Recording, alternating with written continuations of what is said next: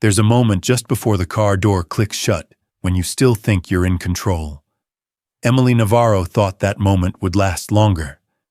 The seat was warm, the music was soft, and the man beside her smiled the kind of smile that doesn't ask questions, just waits for your body to stop resisting the answers. She didn't scream. She didn't run. She didn't say yes.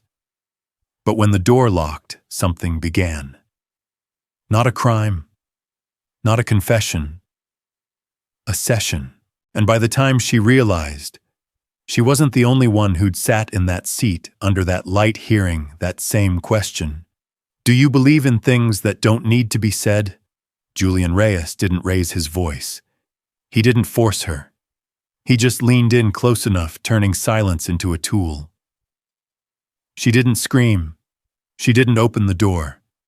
She didn't call anyone. Because like many women, she hadn't yet realized what was happening. If you thought predators were just shadows in dark alleys, you might be wrong. Some sit in the driver's seat. Some open the car door for you, then lock it with a glance. This wasn't just an assault.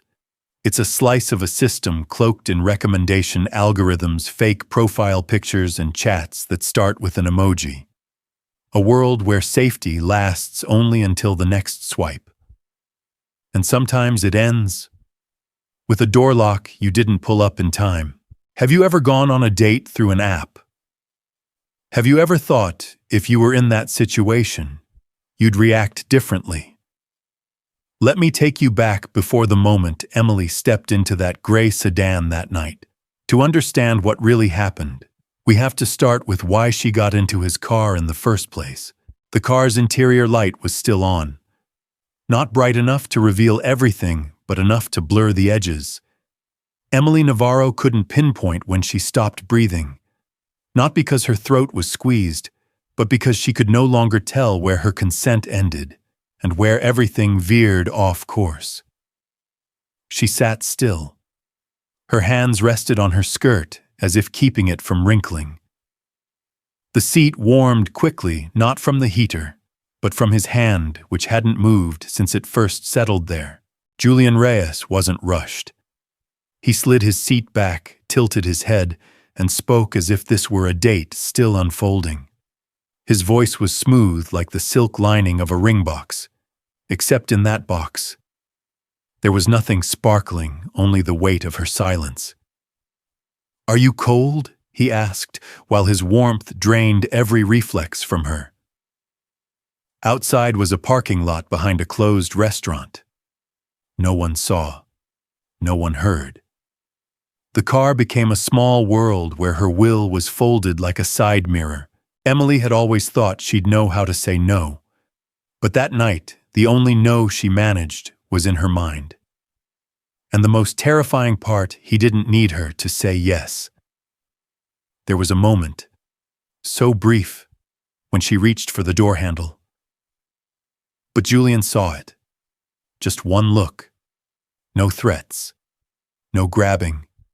Just a glance that made her pull her hand back, as if she were the one doing something wrong. She got out of the car eventually. Her clothes weren't torn. Her lipstick was still intact, but something had been touched deeper than any skin. She didn't report it to the police right away. There was no evidence to point to. He had smiled as he walked her out of the car. If a refusal was never spoken, did it mean anything? And then, a week later, the police received an anonymous message from another woman. One simple line, "He did it to me too," in his car, with the same kind of silence. And I know I'm not the only one. The dating app where they met was called Flare, a name that sounded like a promise to light up the long night. Its logo was a small flame, but no one told Emily that sometimes a spark is just the first sign of a blaze. Julian Reyes's profile didn't stand out. A few shoulder-up photos, dimly lit, listing his job as strategic consultant. No LinkedIn. No Instagram. Nothing to verify or to suspect. Just a brief bio only meeting those who are serious. I'm not looking for anything temporary. And Emily, like millions of single women after the pandemic, had started to believe the world out there wasn't made for chance encounters anymore. To find someone who gets you, sometimes you have to accept not knowing them first. Fontana wasn't known for bad things, but that very normalcy made it the easiest place to forget when something terrible happened. The police could only react, not prevent, and places like the parking lot behind the restaurant, stretches of road without cameras, they remained nameless gaps in even the most modern security systems. The initial investigation report was vague. Just 2 points, no injuries, no witnesses. And so the system went quiet, not because it didn't care, but because it didn't know who to listen to. Detective Claire Monroe was the first to review every complaint tied to Julian Reyes over the past 2 years. They weren't in the same file. No one had ever made a specific accusation. Just fleeting lines. He made me feel small. I'm not sure if it was his fault, or mine for not being clearer. By the time I realized it was already over, and I still smiled when I left the car. Monroe, who'd worked in cybercrime, knew data could be erased, but feelings couldn't. She hung a map on her wall, using red string to connect Julian's reported date locations. No city repeated. No victims were alike. Only the pattern matched: a quick chat, an invitation for a drink in the car, a night that ended with no one sure where it began. What frustrated her most was that there was no word precise enough for what Julian did. He didn't smash things. He didn't yell.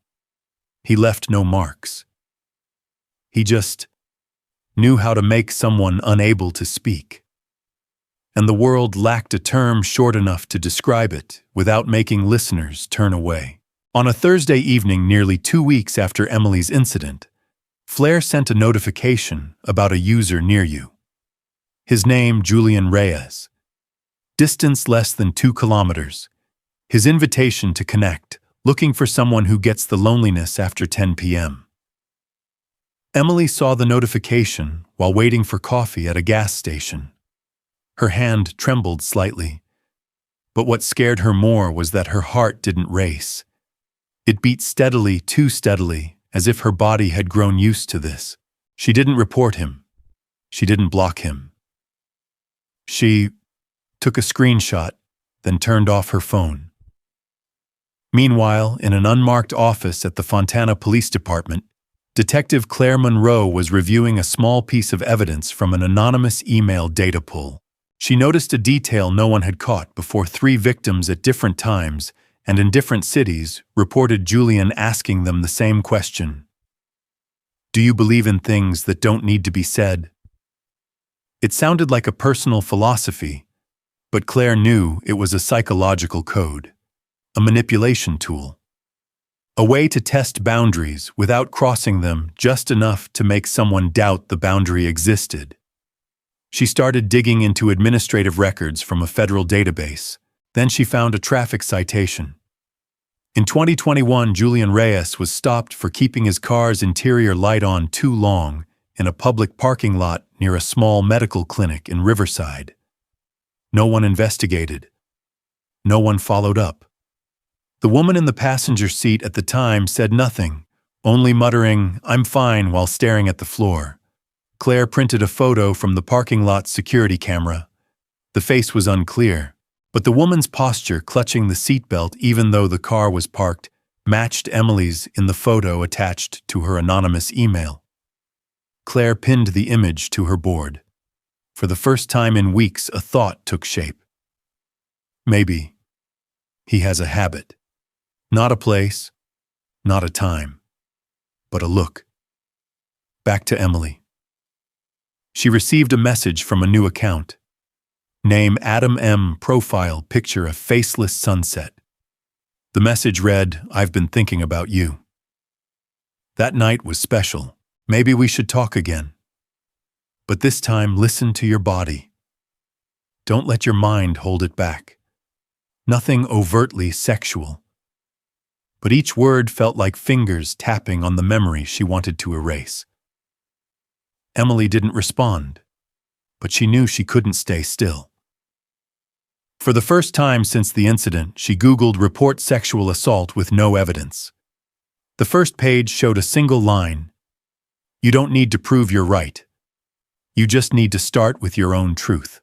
She clicked the reporting form, not out of revenge, but because she realized if she stayed silent, he would keep going. And the next person might not make it out of the car. A young woman named Jasmine Cho didn't return home after a Saturday night date.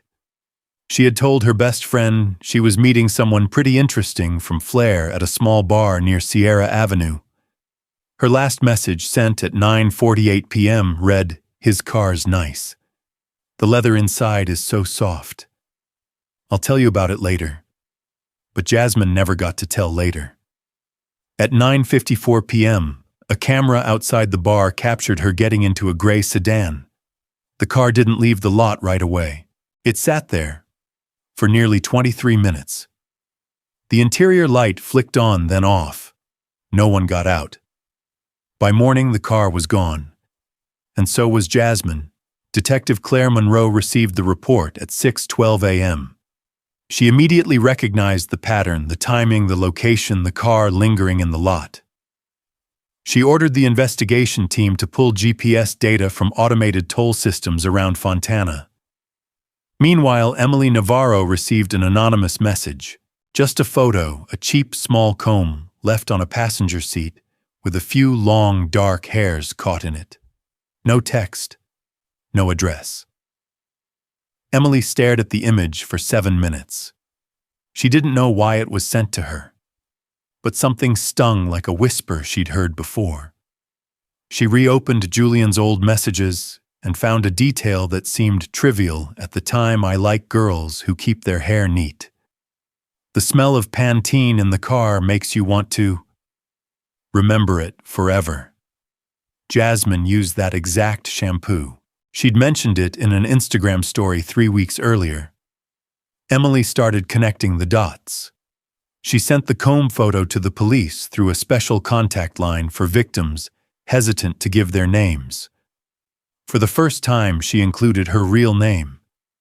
At a checkpoint near Riverside, a security officer spotted a car abandoned overnight, missing its front license plate. The interior showed signs of being wiped clean, but when the forensics team arrived, they found a tiny scratch inside the passenger door lock, a fingernail mark, and under the seat, a piece of paper folded 4 times. Handwritten. Blue ink. The shaky words: "If you find this, please tell someone. He's not who he says he is." The ink smudged at "please," as if the writer had stopped breathing for a moment. Claire Monroe got the scene report at 9:32 p.m. She stood staring through the investigation room's glass, the dim light reflecting off the comb photo. She muttered almost to herself, "He's starting to lose control." That night, Julian Reyes reappeared on the app under a new name, Nathan V. His profile was bare. The photo was a man's hand holding a wine glass. A short bio this time. Only looking for someone who can be controlled. With a look.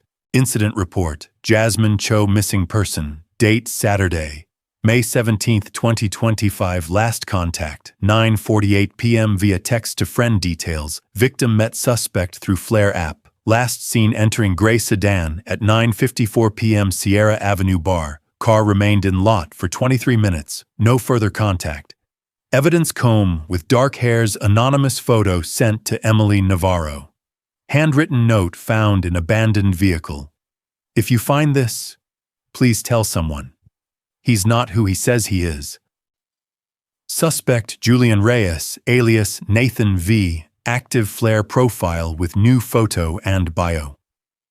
Investigator: Detective Claire Monroe, Fontana PD. Emily Navarro started waking up at 3 a.m. No alarm, no nightmares. She just woke. as if something inside her had completed its cycle before the first light could even appear. She no longer used Flare. She didn't use any apps anymore. But every time her phone screen lit up, even if it was just a calendar reminder, she still clenched her hand. Her roommate Alyssa noticed Emily had grown quieter than usual. Nothing obvious. Emily still ate, went to work, remained polite. But her gaze seemed to pass through people, as if they were glass, and she was searching for something beyond their transparency. Detective Claire Monroe tried calling the anonymous number that sent the comb photo. No answer. She sent a short text. If you feel guilty for not stopping what happened to others, please remember you didn't create the monster. But you could be the one to clip its claws first. The next day, Claire received an email with no subject line.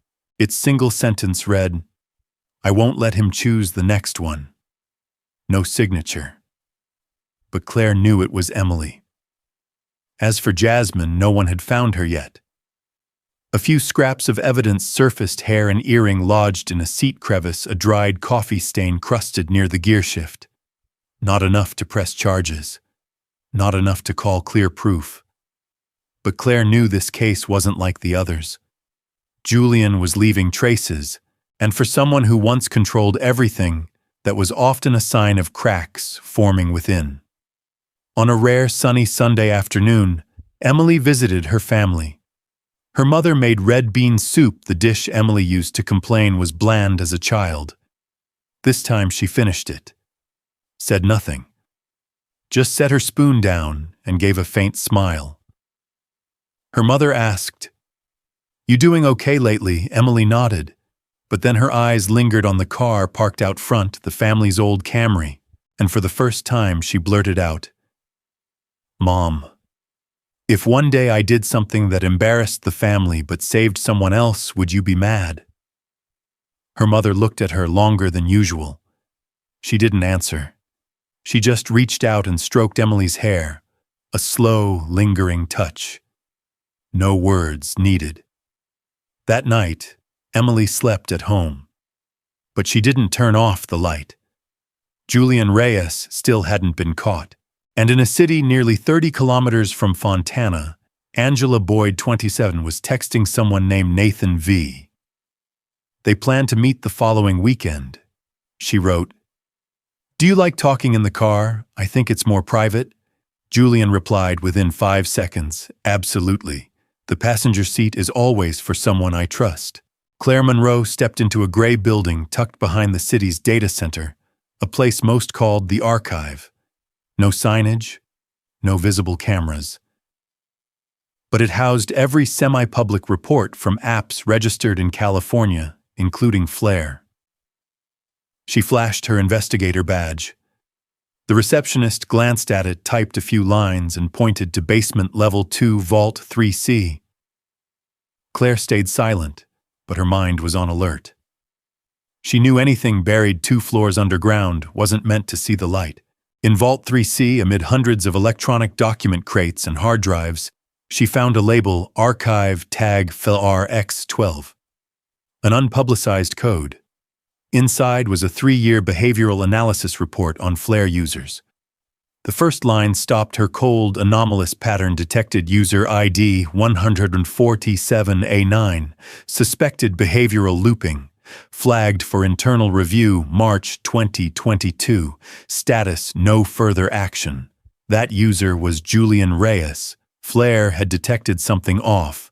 Its AI flagged Julian for repeatedly messaging newly created female accounts with recycled phrases, "I want a connection," that doesn't need words. Some things are only shared in private spaces. Sometimes the body needs to be heard, not spoken for. He sent these to 47 women across 10 cities in just 18 months. They shared a pattern: none reported abuse. None stayed on Flare afterward. When the system suggested suspending his account, an internal email from the Director of User Growth intervened. User ID 147A9 drives high engagement, generating 4.8 the messaging rate of average users. Without specific complaints, keep active.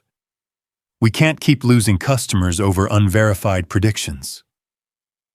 Claire's grip tightened, not from shock, but from confirmation Flair knew, and they chose silence to protect their metrics. Meanwhile, in an old riverside apartment, Emily was rereading her old messages with Julian. She clicked his profile picture and noticed something new in the blurry photo beyond the wine glass, and a faint rectangular reflection gleamed in the glass's curve. It looked like light from a mini camera mounted on a mirror. She zoomed in, sent the image to Claire. Claire passed it to the image analysis unit. Their finding highly likely a small recording device, mounted behind the rearview mirror in a vehicle, capable of Bluetooth streaming or local storage. Claire returned to the abandoned car scene, ordering a full dismantle of the rearview mirror and center console. Behind the mirror, they found an empty slot something had been attached, but was gone. Under the floor mat near the driver's seat was a torn scrap of leather with 2 handwritten words, Session 11. No clue what it meant. No hint of how many sessions there were. Only this, if there was a Session 11, at least 10 victims, before it had been recorded. At the same time, at an old auto shop near San Bernardino, a technician was reviewing internal cameras after a theft of equipment. In the log footage, he saw a man in a gray hoodie and sunglasses, carrying a small USB-like device removed from the rearview mirror of a gray sedan. The license plate was covered, but a small scratch on the car's rear matched the vehicle abandoned at Jasmine's scene. Claire Monroe realized she wasn't just investigating an individual anymore. She was up against a void the system chose to ignore. Because not all evil comes from the shadows. Sometimes it wears a suit, secures venture capital, and promises to connect hearts. Emily received a call from an unknown number at 4:17 a.m. She almost didn't answer, but her finger slid across the screen as if part of her had been waiting for this call for a long time. On the other end was a woman's voice, low, clear, and unapologetic for the late hour. Ms. Navarro. This is Detective Claire Monroe. I've read everything you sent, but now I need you to speak, not by email, not anonymously, in a closed room on record. I'll protect you, but I need you to trust me first. Emily didn't respond right away. Not because she doubted Claire, but because she understood the moment she sat in that room, there'd be no going back. 2 days later, Emily was at the city police station. On the table was a confidentiality agreement for witnesses. Claire slid it toward her. We can keep you anonymous, but if you choose to go public, your story could force Flair to face what they've hidden. Emily stayed silent, her eyes fixed on the nameplate on Claire's uniform. She wasn't reading it, she just needed an anchor. Then she exhaled and asked, "If I speak, will he be caught?" Claire didn't answer immediately. She only said, "If you don't speak, the next person won't know how to save themselves." At the same time, Flair started getting questions from an independent reporter, a woman, a survivor, now a journalist. Her name, Angela Boyd. No one knew she too had once gotten into Julian's car. She emailed Flair's PR team, "I'm writing an investigative piece. I have internal camera footage, archived behavioral analytics, and a list of victims who left the platform after interacting with user ID 147A9. I'm giving you a chance to comment before it goes public." No response came. Claire Monroe held an internal meeting with the DA's office. They discussed launching a federal investigation if Julian was found moving across state lines using false identities and recording illegally. But there was a major hurdle, a lack of formal victim testimonies. Emily was pivotal. Angela was still silent about her own experience. Jasmine remained missing. That evening, Emily opened her laptop and created a new account not using her real name. She posted on an anonymous forum for women survivors of violence. "I once sat on a soft leather seat, thinking it was the end point of closeness. but it was the start of a fracture. I didn't scream. I didn't fight. But I also didn't consent. And if you've ever found yourself in that haze, please don't call it your fault. The person who did it knew exactly what they were doing, even if you hadn't yet named it. The post spread quickly. Other women began sharing similar stories, same kind of seat, same leather smell, same voice asking, "Do you believe in things that don't need to be said?" Emily sat in her apartment looking out the window. The city still buzzed. The lights still glowed, and Julian might be out there, swiping left on a screen. She thought to herself, he's still out there. But this time, so am I. Julian Reyes didn't vanish. Instead, he became bolder. Somehow, Emily's new phone number used only for police contact received an anonymous text, "Someone's telling your story wrong. If you want to reclaim your real voice, meet me one last time. Coffee, same place, no pressure. Just two old friends, who once understood each other in silence." Emily tossed her phone onto the bed. She didn't cry, didn't shake. She felt an unnamed emotion spread through her, like she was being pulled back, not by him, but by the fragile version of herself from that night. Claire Monroe received an FBI report Julian had changed his name 3 times across 3 states. He'd registered a car under the name of someone dead for 4 years. He'd been detained for a minor traffic violation, but with no formal victim, he was released after 48 hours. In a meeting room, Claire faced the police legal team and a DA representative. Everyone agreed he had a pattern trace his witnesses, but they lacked the clinching evidence of recording a confession or a caught-in-the-act moment. And Julian knew it. Flair abruptly suspended the Nathan V. account. But within 48 hours, a new one appeared, Jules Real Talk, with a profile picture of a woman's silhouette in a car. Its controversial bio read, "Sometimes every story has 2 sides, and consent doesn't need a signature." The internet erupted. Some defended him, claiming women make scandals for clout. Others demanded the app's removal.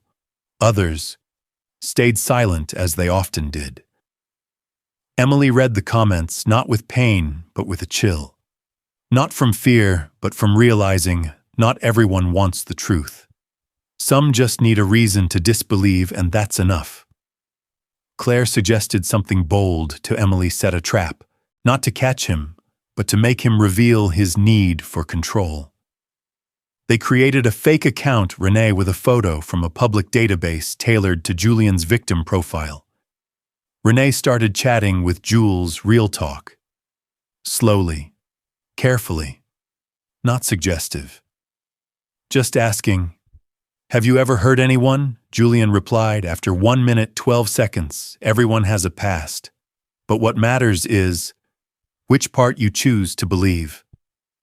Emily sat in the investigation room watching each message. Every word from Julian was a mirror reflecting his steps, repeating the old script, reusing phrases, waiting for weakness. But this time he didn't know the person typing wasn't prey anymore. She was the one holding the leash. And if he pulled too hard, he'd find not a trap, but a noose. Julian grew suspicious. He messaged Renee.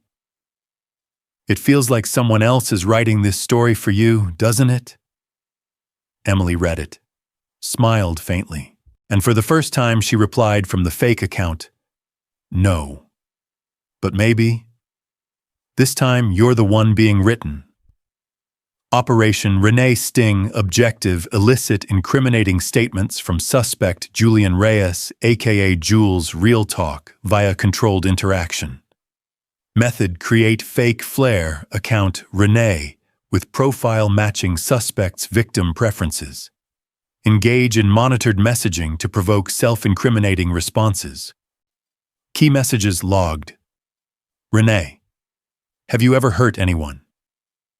Jules Real Talk: "Everyone has a past, but what matters is which part you choose to believe." Jules, real talk. It feels like someone else is writing this story for you, doesn't it? Renee, no. But maybe. This time you're the one being written.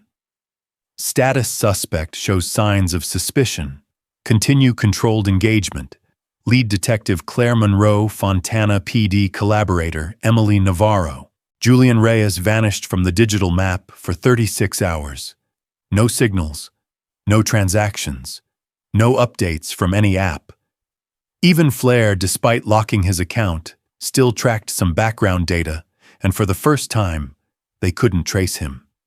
Claire Monroe sat in the analysis room, staring at the GPS monitoring screen tied to the city's license plate scanners. No sign of his car. A colleague joked, he pulled off what even the FBI envies, going invisible with the anonymity the system handed him. Claire didn't laugh. She knew when someone like him goes quiet, they're planning something bigger. Angela Boyd, the survivor journalist and once silent victim, received a handwritten letter. No envelope. No return address. Just a sheet folded 4 times left at her doorstep. The brief message was familiar. You were so good at staying quiet. Don't ruin that. Angela photographed it, sent it to Claire, then lit the paper with a lighter on her 3rd-floor balcony. No tears. She watched the ashes rise and whispered, "You picked the wrong one this time." That same night, Emily got a text from a new, unsaved number. Attached was a photo her standing outside the coffee shop near the gas station, shot from a distance over her shoulder. No one saw a camera. No one recalled anyone suspicious. But the lighting angle and distance matched how Julian had photographed Jasmine. Claire was notified. A surveillance team was dispatched. But Julian remained a ghost. No devices, no IP addresses. He was a breeze that had learned to pass through cracks without a sound. Then something unexpected. A Flare Tech analyst, Damian Wells, was arrested for leaking user data to a third party. During the investigation, they found an external hard drive with raw data from Julian's chat sessions, all illegally extracted, bypassing reporting systems. Wells had been Julian's college classmate. No one had noticed. No one had traced it. In interrogation, Wells said only, "I don't think people understand him like I do. Julian isn't bad. He just wants someone who won't hurt him first." Claire nearly slammed the case file down. She realized Julian wasn't acting alone. He had protectors, enablers, even admirers. Drawn to the strange power he wielded, the power to leave women unsure if they'd been hurt, yet never the same afterward. At the DA's office, an urgent request was filed. Issue a federal warrant without waiting for full victim testimonies based on repeated behavioral patterns, digital evidence, and ongoing risk. The file was flagged high-risk predatory behavior, digital-assisted, meaning tech-enabled predation with a high likelihood of reoffending. That night in a cheap motel on the state border, Julian sat on the bed staring at a new phone. He didn't smile, didn't swipe. He opened a note and typed one line, "Want to catch me? Fine. But let's see who has to stay quiet first." Then he turned off the light. In the darkness, the door lock clicked twice, not to keep evil out, but to hold him inside his final plan. The morning news led with a brief report. A car exploded in the basement parking garage of an office building in San Bernardino. No fatalities, but investigators suspect the device was remotely triggered. The building was once a temporary tech hub for the dating app Flare in 2021. Claire Monroe dropped her coffee mug mid-sip. She called the internal affairs team immediately. The preliminary report confirmed no one in the building was directly targeted, but the blast was enough to send a message. A mezzanine security camera caught a blurry figure, a man in a hooded jacket and medical mask, passing by 11 seconds before the system auto-disconnected. No one said the name, but everyone knew Julian Reyes had left a mark, this time deliberately. Meanwhile, Emily received an email from an anonymous address. The subject line read, "Truth is fragile. Don't twist it." Attached was a short video, grainy, angled from a rearview mirror. Claire uncovered a link. It showed her sitting in Julian's car, smiling faintly, saying, "I'm fine." No sound, no context. Just a carefully edited moment designed to erase everything that came before. Emily froze. Her breath caught in her chest. She couldn't move, not out of fear, but because her mind suddenly blurred timelines. For a second, she wasn't in her apartment anymore. She was back in that car, back in that seat. Hearing the faint click of the door lock, feeling the weight of silence pressing on her throat. She didn't cry. She didn't scream. But deep down, she realized this wasn't just a threat. It was a rewrite. And if she didn't act now, Julian wouldn't just distort the truth, he'd own it. Claire had the tech team analyze the video's metadata and found it was edited. The moment before where Emily reached for the door where his hand touched hers had been cut. Only the harmless part remained. Claire received an internal alert. If Julian leaked the video, public opinion would split. Their legal team demanded an early statement. "We are aware of user ID 147A9 and are fully cooperating with authorities. Claire does not tolerate harm to users. All data will be handled per criminal investigation protocols." Claire read it and quietly shook her head. Not tolerate, they just won't admit it. Those are very different things. Angela Boyd went live on her podcast naming Julian Reyes for the first time. No anonymity, no voice filter. She said, "I thought I was just a lone victim, that without proof I should forget it. But then I saw people like Julian don't need you to believe they're innocent. They just need you to doubt us." The podcast went viral, but sparked a wave of threatening messages. An anonymous account wrote, "Nice try, Angela. But are you sure? No one's heard an old recording of you and him she couldn't remember." Couldn't be sure.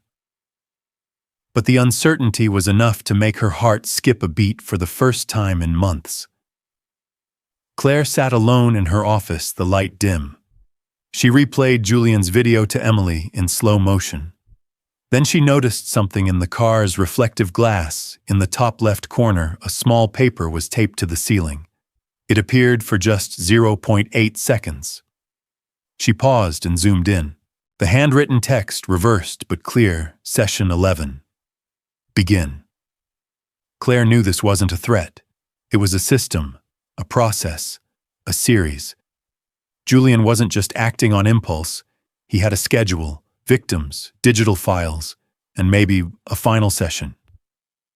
In an emergency meeting, the city prosecutor pressed Claire for a quick assessment. "If we don't catch him in the next 72 hours, we'll have to issue a press release. Or the next person who disappears will be on the system's hands." Claire stared at the map, red dots connecting like a chain of memories no one wanted to recall. She whispered as if to herself, "Not the system's fault, but the fault of those who saw it and let it keep running." Baukau suko vu no sitai San Bernardino. Ngai untrin thang panch nam dosal 25. Jia jiemba jok setang hum, trusoki tuat kukua flair dosaru fitiften. San Bernardino chitiet vu no juoch kich hoatu, kshakhong cho tuong vong. Nghin go la han viguitin hiokoi. Bangchung hin an motu camera an ningilai mot ngoi joi mutrum kin va jeo kau trang suat hien gran gyai truach ki he tong tu nangat ket noe. Nunghi fam lien quan Julian Reyes ID ngoi dung sunt 77 on 9. Thong tin bosung video jaks chin sua juoch gui jen Emily Navarro chotai tuong tach bi tau tung. Metadata ksats and hancho sukan thiep. Angela Boyd didn't sleep that night. She sat at her desk, earbuds plugged into her old laptop, replaying audio files from years ago, back when she ran a podcast about failed dating stories. The topic was once harmless, the weirdest thing I heard on a first date. A low voice came through from an unaired episode. I don't believe in asking how someone feels. Sometimes their body says more than their mouth. You just watch, and you know if they're ready. Angela froze. The voice was unmistakably Julian Reyes.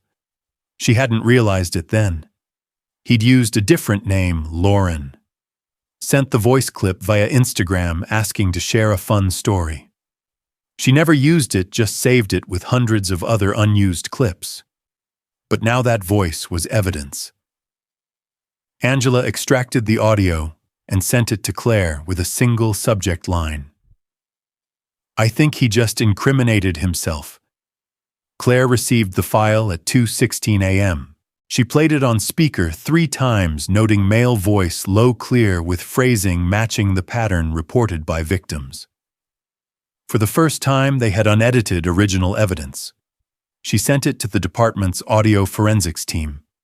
It matched a voice sample from an FBI database, a call Julian made to a traffic hotline. Match probability, 96.3%, enough for an emergency federal arrest warrant. Meanwhile, Emily took action. She posted a short status on the old forum where she'd once shared her anonymous story. Tomorrow I'll say his name again. Not for revenge, but to remind everyone sometimes silence is the weapon he used. But I'll use it to end him. No likes. No comments. But the views skyrocketed. Everyone knew this wasn't just a confession anymore. It was a call to battle. Flair received a leaked internal email. A female tech employee, Maya Elkins, resigned after discovering code that blocked automatic abuse reports for certain accounts, including Julian's. In her letter to HR, she wrote, I fixed that code. If anyone reports abuse from accounts like that again, the system will forward it directly to investigators, no internal filtering. She left without a word. But that small code change severed the final link Julian had hidden behind. Then, at a thrift store in suburban Pomona, a janitor found a phone hidden in an old shoebox. It was locked, but one unencrypted file was labeled Session Tiquiflom. Ready Wav. The police took custody. Claire opened it in the processing room. The first 10 seconds were Julian's voice. Sometimes they don't know they want it until you help them name it. Then a breath, a pause, and a faint female voice whispered, Stop. Quiet but clear. Claire knew this wasn't an archive. It was the recording for the next session. Julian didn't know the phone had been seized, but he sensed the net tightening. In an anonymous rented room, he stood before a mirror, shaving his head. His eyes no longer held arrogance, just focus. He straightened his shirt collar, grabbed his wallet, and picked up a scrap of paper that read, Session 13, Contingency. Then he walked out. No one knew where he went. This time he left no cameras, no GPS, just one thing, a trace of desperation. Maya Elkins vanished the next morning. She didn't show up at work, didn't answer texts. Her apartment showed no signs of a break-in, but her personal computer, where she stored the fixed Flare system code, had its hard drive removed. Neighborhood cameras caught her last image, Maya leaving her building at 7:02 a.m., wearing a dark jacket, hair tied high. She got into an Uber booked from an untraceable number. The driver said she was silent the whole ride, dropped her at a parking lot. No one was waiting. Nothing followed. Claire Monroe learned of it hours later. She opened Maya's file, detailed, sharp, resolute, and now none of that had saved her. A short audio clip arrived in Claire's email, Julian's voice, cold, unemphasized, saying, When you mess with the system, be ready to pay with a piece of code or a person. Emily received a notice from her workplace, polite but clear. Due to media attention around a sensitive matter, we're placing you on temporary leave to maintain a stable work environment." She left the office quietly. No one met her eyes. No one smiled. Just a feeling like her name had become a smudge in the HR files. Back in her apartment, she didn't turn on the light, didn't touch her phone, just sat, breathed, and in the dark, she wondered if I knew it would end like this. Would I have spoken up at all? No one answered. Only the soft hum of the air conditioner, like the breath of someone who'd already vanished from her life. Julian Reyes surfaced in Riverside. Street cameras caught him outside a pharmacy. Angled view, eyes avoiding the lens. But his face was different, shaved head, non-prescription glasses, dressed like a tired office worker. A shadow in the crowd. That noon, a small package arrived at the mailroom of a local radio station, where Angela Boyd recorded her podcast. No sender's address. Inside a USB drive and a handwritten note, the truth they don't want aired. Angela plugged in the USB. It was a montage, videos, photos, women's voices repeating, "I'm fine, I'm okay, it was nothing." She nearly threw it to the floor, but instead she faced her camera, recorded a short video, adjusted the lighting herself, and spoke close to the frame.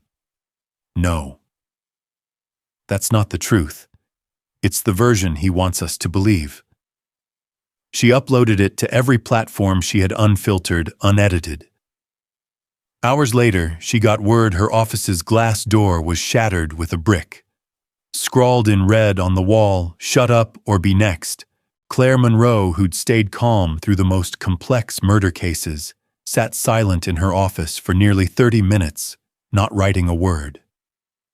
The tracking map now had one less dot. Maya Elkins's name was circled in red, marked missing, cause unknown. And Emily was no longer just a witness. She was bait, because Julian didn't need to prove his innocence. He just needed someone to stay quiet. An urgent email went to the DA's office, signed by Claire Monroe. The first line: "I request this case be reclassified as digital psychological terrorism." This is no longer individual assault. It's manipulation, intimidation, organized and shielded by the system. At the end, she wrote, "If we don't name this for what it is next time, we won't lose a witness. We'll lose the system itself." Incident report: disappearance of Maya Elkins and related developments. Date: May 20th, 2025. Details: Maya Elkins, former FlareTech employee, disappeared after modifying system code to forward abuse reports directly to investigators. Her personal computer's hard drive was removed. Cameras recorded her leaving her residence at 7:02 a.m., wearing a dark jacket with her hair tied up, entering an Uber booked from an untraceable number. Evidence audio from Julian Reyes, sent to Claire Monroe's email threatening retaliation with code or a person. Footage of Julian in Riverside disguised. A USB with manipulative content sent to Angela Boyd. Boyd's office was vandalized. Suspect Julian Reyes' actions: Emily Navarro, was placed on temporary leave. Angela Boyd publicly refuted Julian's content. Claire Monroe requested the case be escalated to digital psychological terrorism. Lead Detective Claire Monroe, Fontana Police Department. Claire Monroe received an internal call at 5:34 a.m. The man on the line sounded exhausted, but sharp. No introduction, no pleasantries. If you want to know why Julian was never banned, check who backed Flare's Series B funding in 2021. Then he hung up. Claire accessed the federal financial database, pulling up investor disclosure, Flare Technologies. On the third line was an unremarkable name: Belmare Analytics, strategic AI partner, a shell company, no website, no public business activity. But it was the second largest backer in the funding round. A note read, "Supports user behavior analysis for experience optimization. Tracing the records. Claire uncovered a link. Belmare's legal representative was the former Riverside Police Department data director, where Julian once lived. He resigned in 2019 after an unprosecuted data leak. A sealed internal report, now reopened under special authority, contained a passage. Certain behaviors flagged as anomalous, potentially harmful, but highly valuable for advanced user behavior analysis. Recommendation: monitor silently to collect optimal data patterns. Avoid account suspension to maintain behavioral continuity. Claire sat still. The words didn't say it outright, but the truth was clear. They didn't just know about Julian. They used him. As a sample, as living data, as a tool to study victims' reactions: denial, fear, silence, withdrawal. Angela Boyd met Claire at a small Los Feliz cafe. No one recognized them. No photos were taken, but the air was taut as a wire. Angela handed over a brown envelope containing a leaked internal email from an anonymous former Flare AI ethics collaborator. 2 lines: user 147A9 notable for survival responses in confined spaces. Victim silence acceptance exceeds threshold ideal for modeling reactions under high social pressure. Claire couldn't believe her eyes. Julian had been monitored not to stop him, but to study him, like a social experiment. And they, Flare Belmare and a cadre of data investors, chose silence to see how far humans would stay quiet. When Emily learned this, she didn't rage. She just asked, was I ever a sample in their system? Claire didn't answer immediately, but her eyes said more than words could. That was when Emily stood up. Not panicked, not broken, just different. She no longer wanted to escape. She wanted to tear it open, peel back every layer. If they used me as data, she said, I'll become the data that brings them down. At an abandoned data center 50 miles from the city, a group of independent hackers found a Flare backup server holding 5 years of behavioral data. One folder was encrypted with a numeric string, but a single unencrypted file stood out: last session.mp4. The video was blurry silent, but clearly showed Julian's face alongside a woman, not Emily, not Angela, an unidentified face. They sat in a car doing nothing overt, just staring at each other. But the woman's eyes were wet, her face rigid like wax. At the video's end, Julian turned to the camera, staring straight into the lens. He said nothing, but his lips formed 3 words. You watched this. Claire watched it, then said, he knows. He knows we saw. And from that moment, if we do nothing, we're no better than them. Investigation update: Flare investor links and data exploitation. Date: May 20, 2025. Details: anonymous tip revealed Belmare Analytics, a major Flare Series B investor 2021, linked to former Riverside PD data director. Internal Flare report confirmed user 147A9 Julian Reyes was monitored for behavioral data, not intervention, to study victim responses. Leaked email from Flare AI ethics team noted 147A9's value for modeling silence under social pressure. Evidence: last session. MP4, found on abandoned Flare server showing Julian with unidentified woman, ending with implied message, you watched this. Actions: Claire Monroe to escalate investigation into Belmare's role. Emily Navarro vows to expose system. Angela Boyd provided leaked email evidence. Lead detective: Claire Monroe, Fontana Police Department. Emily sat in a dark room, the glow from her laptop screen casting a pale light on her face. The cursor blinked under the subject line, the truth about Julian Reyes. She had typed that email dozens of times, sometimes furious, sometimes shaking, sometimes numb. Each time she stopped before hitting send. Not because she didn't want justice, but because the moment she pressed that button, there would be no turning back. It wouldn't just be her story.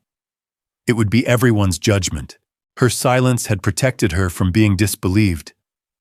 But now silence felt like betrayal of herself and of every woman who hadn't gotten out of the car in time. Claire Monroe in her office was reviewing the evidence she had gathered. She knew that going public wouldn't just jeopardize her career, it could put the safety of others at risk. But she also knew that staying silent was no longer an option. Angela Boyd, seated in front of a microphone, was about to record a new podcast episode. She took a deep breath and began, "There are stories we don't want to tell, but if we stay silent, we become part of the silence that allowed terrible things to happen." Each of the three women in her own way had chosen to speak out.